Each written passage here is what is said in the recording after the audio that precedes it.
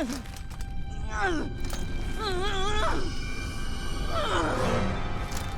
been expressing anger in the therapy. Everything Mother does is love. If I have to show a little discipline, that's just a firmer kind of love. You've shown real enthusiasm. We've decided to give you a longer leash. You think you got a leash on me? Might be you built this little who's got out, but I'm the one who made it a home. Why, you ain't nothing but the towel boy in my whorehouse. The fuck you think I am? Some kind of puppet? You pull my string? You're literally a puppet. Don't you upset Daddy? This is science. If we happen... Fucking talking here! This ain't a charity! This is business! Business don't mean shit without the law. Mother in the name of God in the midst and hearts of little children. Property don't mean shit without a threat of violence. Who would die for the children? The threat of my fruit on your lips would put the spread round here everywhere. Cut down. Well, what do you think? Experience has taught me one truth about the human limits of terror and pain. Which is? There are none.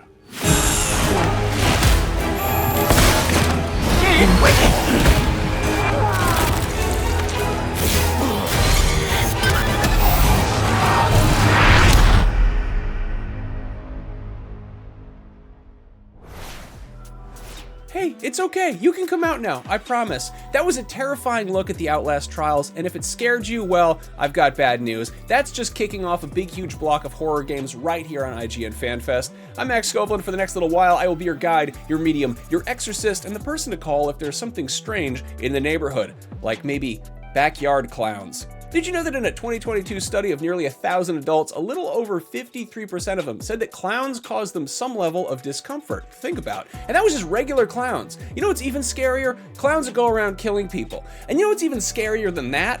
Well, here's an informative video on the subject that may cause mild discomfort for around half of you. Take a look.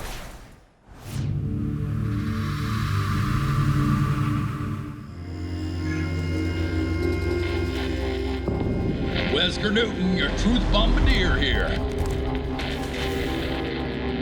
We got us a kind of a clown invasion I thought only happened in Nevada deserts.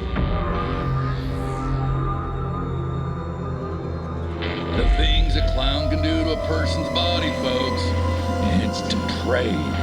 It's disgusting. And often mighty creative.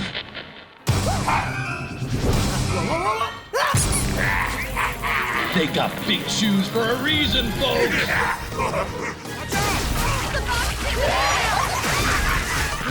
Don't make a ruckus! Those bat-eared bastards can hear you coming a mile away!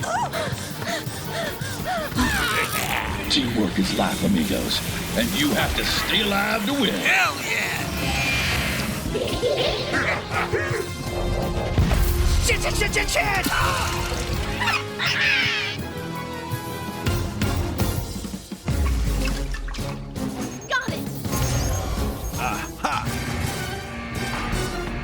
You want to kill those clowns? Make like a Beverly Hills surgeon and give those real clown wives a nose job.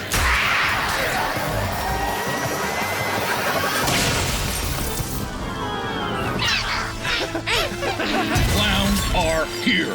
Clowns are now.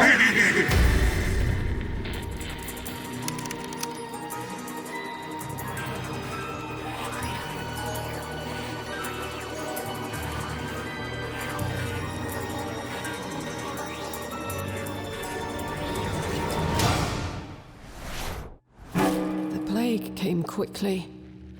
The rot and fear bloomed. Pestilence claimed the land, the crops, the animals. Our thriving community withered. Death came. And so we ran, seeking refuge in the forsaken lands of Luna Nova. I have protected our village from the creatures that would devour us. But my time as the warden must end. You have been chosen. Reap the harvest. End the hunt.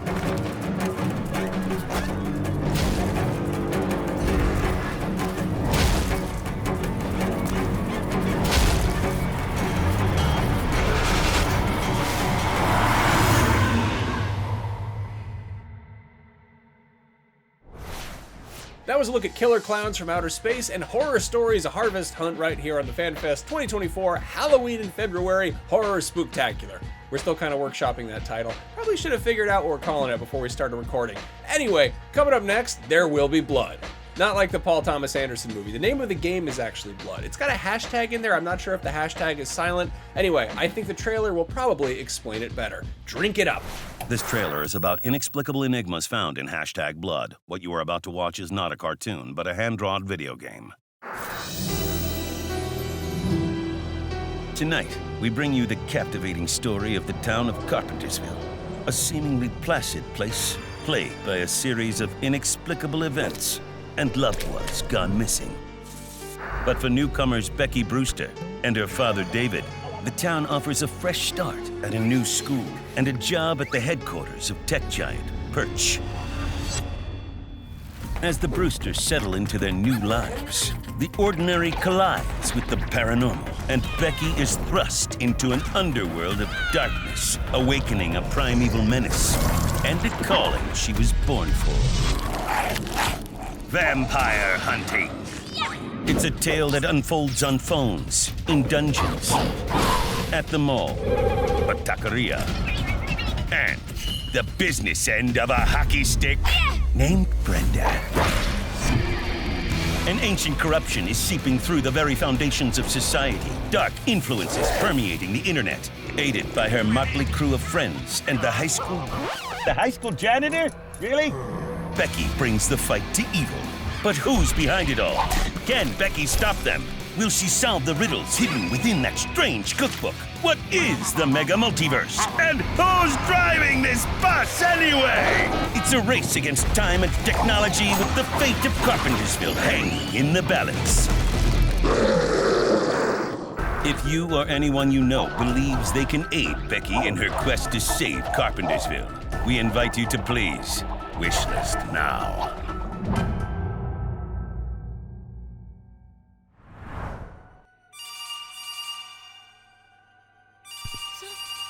Landline? Where the hell is it coming from?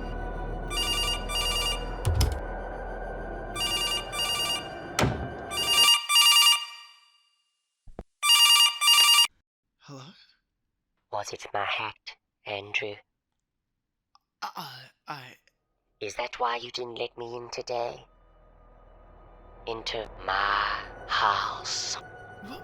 No, it's just, My husband and I own a small private apiary in Coringaches, and I just thought I'd stop by to see some of my tenants, and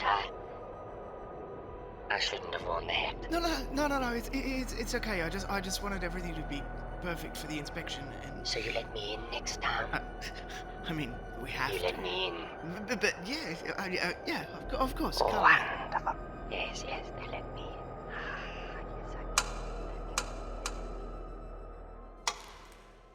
Hello, Andrew. Hello.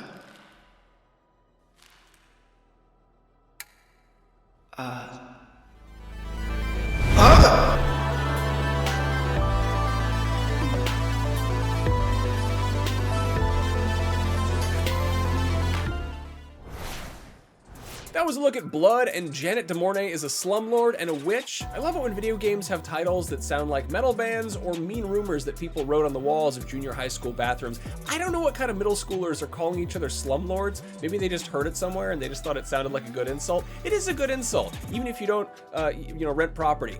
Up next on the IGN FanFest 2024 Haunted Schnapps Tasting Tour of the Damned, 2 games that delve into some of the most horrifying places a human being can go. A Scottish offshore oil rig in the 1970s, and the dark web of the pre-Y2K internet. It's dial-up. See if you can guess which of these games is which. The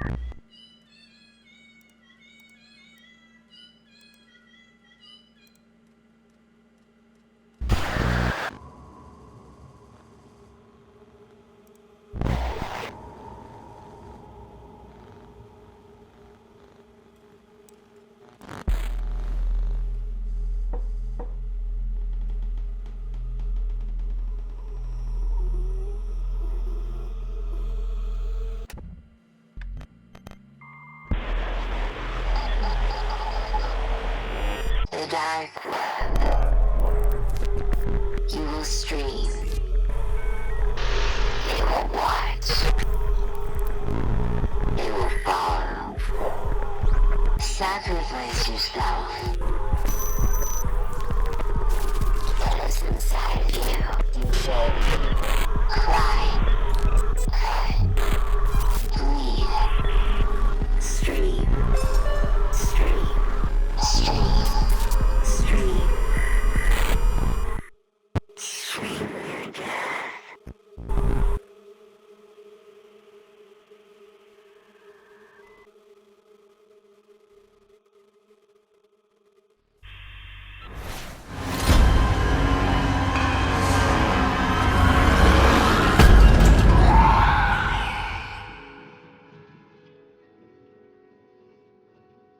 When I got pitched the story of like, you're going to be on an oil rig in the 1970s with no opportunity to kind of like contact the mainland or all of that, I was like, I want to play it, but if I can participate to create it, that's even better. My background's in level design, and the reason why Still Wakes the Deep excited me so much was because it is essentially one big game level.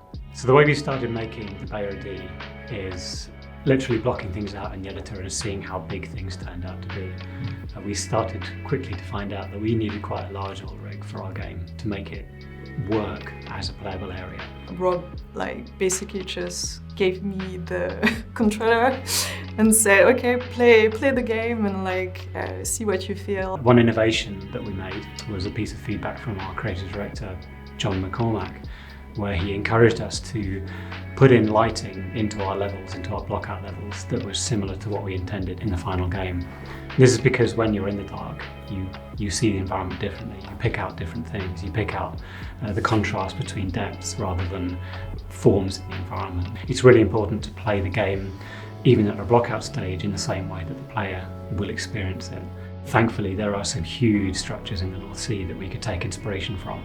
So we were looking at even archives of blueprints of oil rigs and things. We were looking at how they're constructed, the types of oil rigs, like semi-submersibles and tension leg platforms and things like that. Another thing we tried to play a lot on the level design side was to have more destruction happening the more you go through scenes in the game.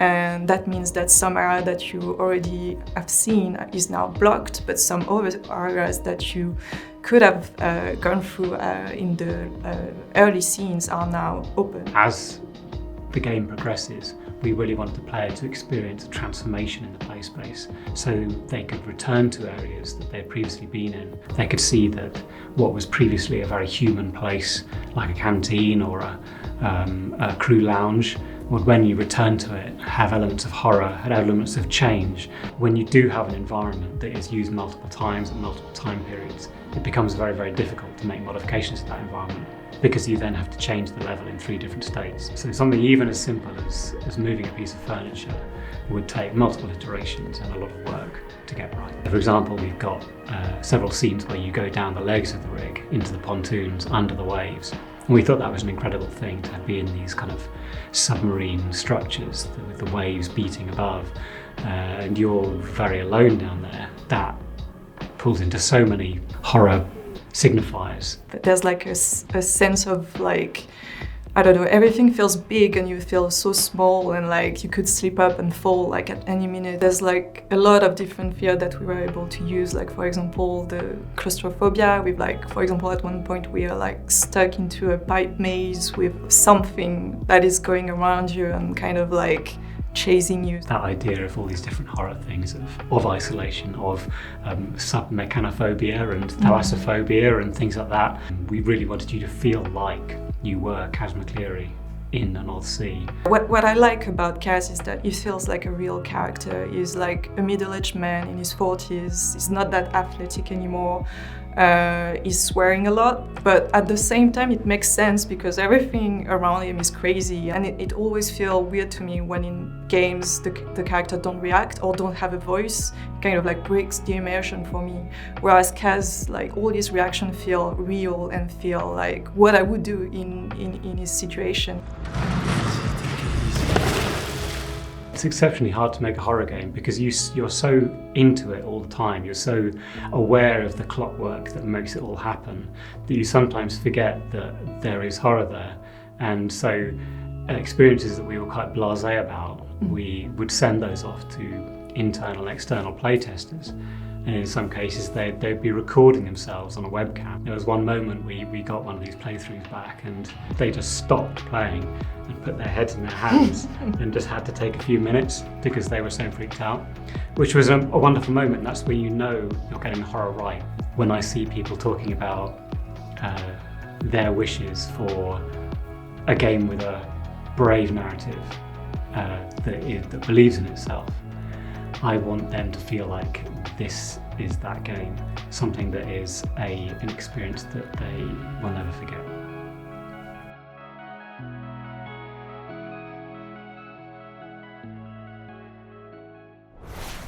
Welcome back to Return of the Living IGN FanFest, House of 1,000 Horror Games. Legally, I don't think we can call it a House of 1,000 Horror Games because it's not actually a house, and there aren't actually that many horror games inside of it. Now, our final trailer is going to give us a look at Outbreak Island, which is relatively scary, but an island really isn't the worst place for an outbreak. Kind of a natural quarantine zone. I feel like Outbreak Kissing Festival or Outbreak All-You-Can-Eat Buffet are both much worse, grosser problems. Maybe they're going to do a whole trilogy. Anyway, here is some disgusting exposure to Outbreak Island, and on that note, I'm gonna go eat as much lunch as I can and then head on down to the Kissing Festival. I'll see you all next time. Have a good one.